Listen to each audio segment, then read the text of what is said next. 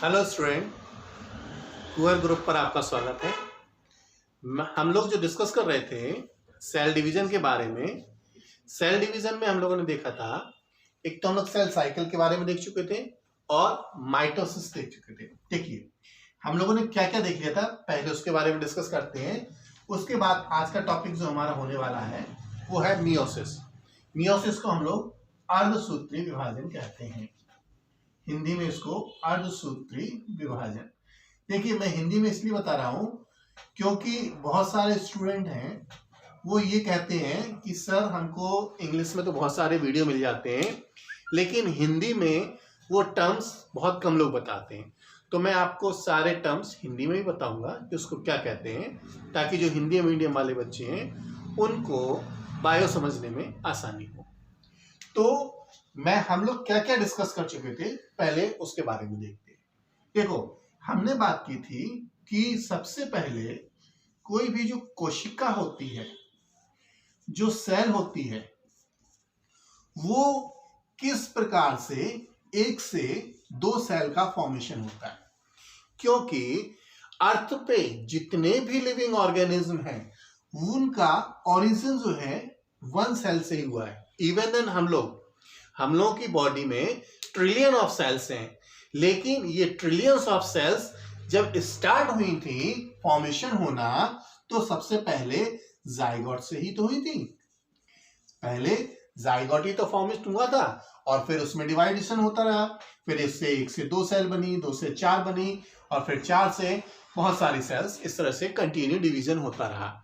और हम लोग जो है मल्टी सेलुलर जो लिविंग ऑर्गेनिज्म होते हैं उनमें इसी तरह का डिवीजन हमको देखने को मिलता है, जिसके बारे में ऑलरेडी हम लोग पहले से डिस्कस कर चुके थे। और क्या डिस्कस किया था, और हम लोगों ने डिस्कस किया था कि जो ये सेल्स होती है, ये सेल अपने आप को डिवाइड करती है, तो ये 4 स्टेजेस में अपने आप को डिवाइड करती है। हम लोगों ने देखा था कि एक जो था वो था G1, दूसरा था S, तीसरा था G2 और चौथा स्टेज जो था वो था M फेज। एक्चुअली में हम लोगों ने देखा कि किस प्रकार से G1 से लेके G2 तक की जो यहां तक की जो साइकिल होती है, इसमें सेल डिवीजन हमको देखने को नहीं मिलता है। सिर्फ सेल जो होती है वो अपने आप को प्रिपेयर कर रही होती है डिवाइड करने के लिए। जो डिवीजन हमको देखने को मिलता है वो मिलता है हमको एम फेज में। अब आप सोचिए कि सिर्फ एम फेज में हमको जब डिवीजन करने को मिलता है, इसमें हमको एम फेज में हमको डिवीजन देखने को मिलता है। इससे पहले ये सेल अपने आप को सिर्फ ग्रो करती है, मतलब अपने आप को प्रिपेयर करती है कि हमको डिवीजन करना है।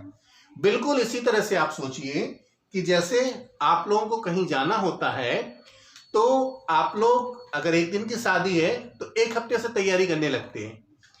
इसी प्रकार से अगर ह्यूमन सेल की बात करें तो एक सेल से दो सेल का फॉर्मेशन होने में 24 आवर का टाइम लगता है, लेकिन जिसमें से 23 आवर तो ये सिर्फ अपने आप को प्रिपेयर करती है और 1 घंटे में ये एम फेज कंप्लीट हो जाता है।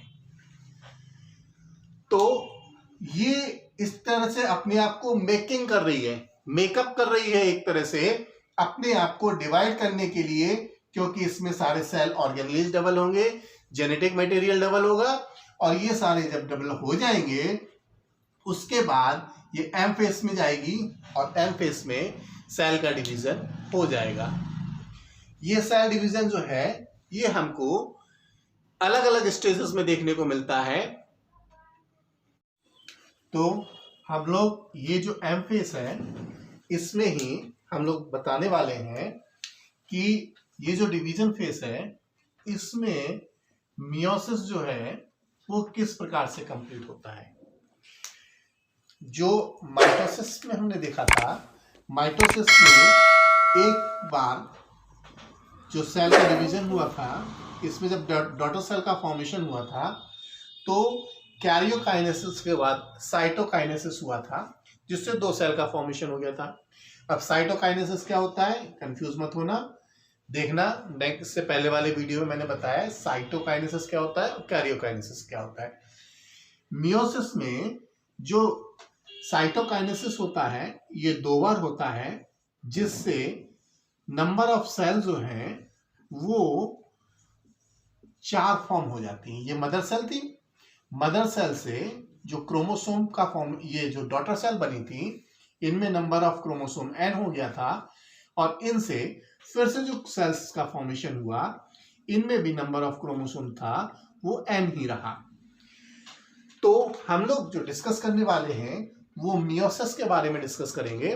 मियोसिस में सेल डिवीजन किस प्रकार से होता है, तो देखिएगा मियोसिस का cell division.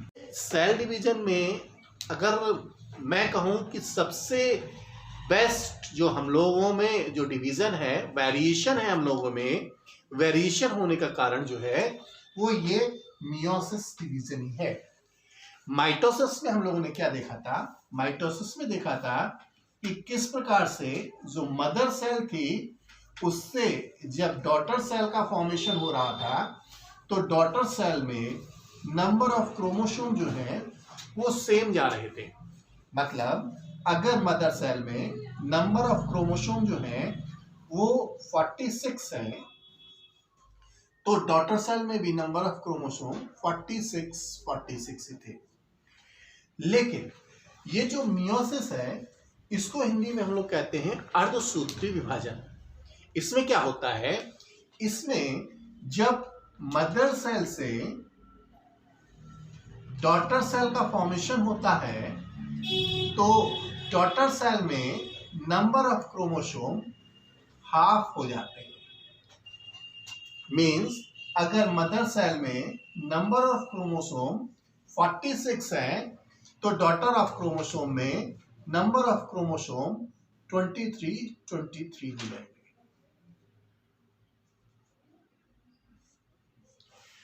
Number of chromosome half होने की वजह से इसको हम लोग रिडक्शनल डिवीजन भी कहते हैं या अर्धसूत्री विभाजन। ये 2 स्टेजेस में होता है, क्योंकि इससे मदर सेल से जब फाइनली में सेल बनती हैं तो इनसे हमको 4 सेल का फॉर्मेशन होता है या 4 सेल प्राप्त होती हैं। मींस मियोसिस से हमको 4 सेल, 4 किस तरह से, 4 हैप्लॉइड सेल, हैप्लॉइड्स का मतलब नंबर ऑफ क्रोमोसोम जो हैं इसमें कम होंगे, मदर सेल से जस्ट हाफ होंगे, जबकि मियोसिस में नंबर ऑफ क्रोमोसोम जो होते हैं वो इक्वल होते हैं। मियोसिस जो सेल डिवीजन होता है ये 2 कैटेगरीज में होता है, जिसको हम लोगों ने यहाँ पे डिवाइड किया है। डिवीजन 1 कहा है, किया है डिवीजन 1 कहा है, और दूसरे को कहा है डिवीजन 2। देखिए ये किस प्रकार से होता है डिवीजन 1 और डिवीजन 2, इसको मैं और एक्सप्लेन करता हूं कि